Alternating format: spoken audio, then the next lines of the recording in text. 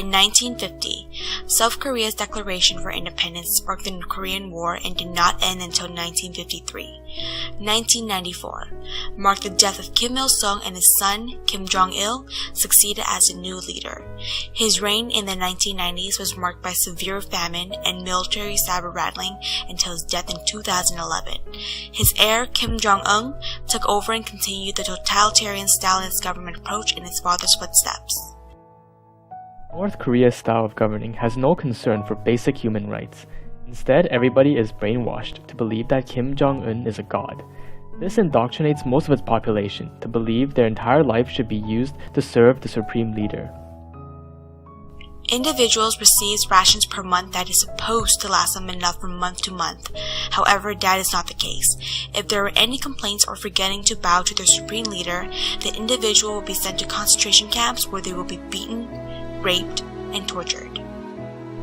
Reports from Human Rights Watch in 2012, North Korea faced a huge insecurity following with the famine from 2011. With many of their citizens going hungry, the government still persisted to favor food policy towards the military and government officials.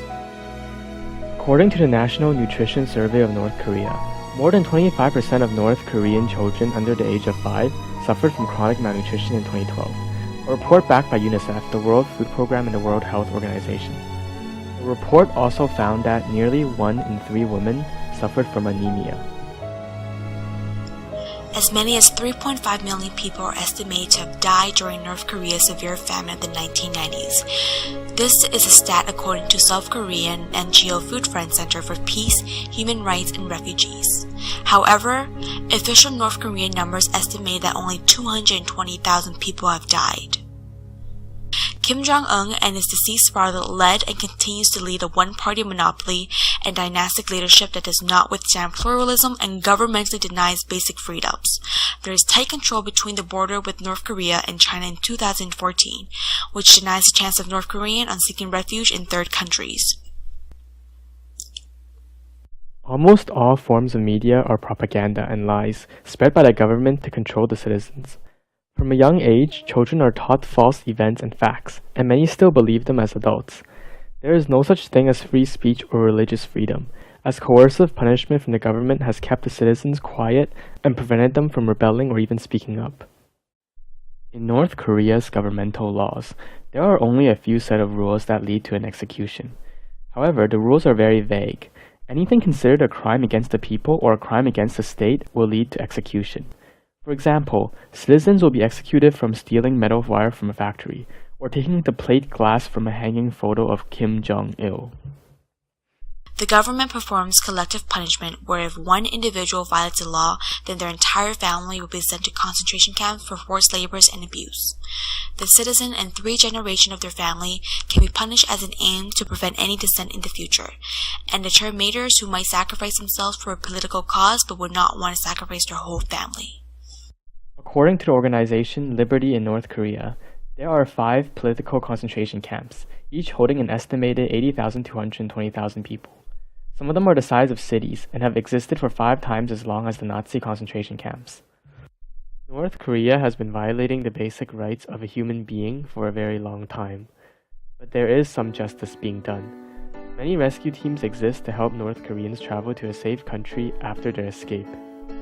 Some citizens are taking a stand from the corrupted government as well. They noticed Kim Jong-un's brutal regime and have fled North Korea to pursue their activist adventure through the use of social media. Yeonmi Park, 21 years old, an ex-North Korean, is a famous human rights activist in South Korea. She escaped North Korea in 2008 when she was only 15. Her realization came when her father was imprisoned and tortured for 3 years. She witnessed death and brutality and decided that actions needed to be taken. Even though some have recognized the corruption in their own government system, many still believe that they are in paradise, and their government is going to bring prosperity upon them. Imagine if you were in the position of these citizens, constantly hungry, abused, and violated. Your government is supposed to protect you, but their only best interest is themselves. You are a citizen, still falsely believing that everything is fine and everything in your country is going well with your magnificent supreme leader. Now that you are aware of this injustice, here's what you can do.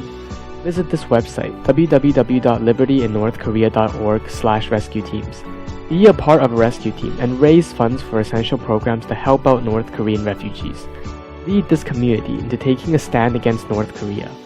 Spread the message, raise awareness, and be the change for a new revolution.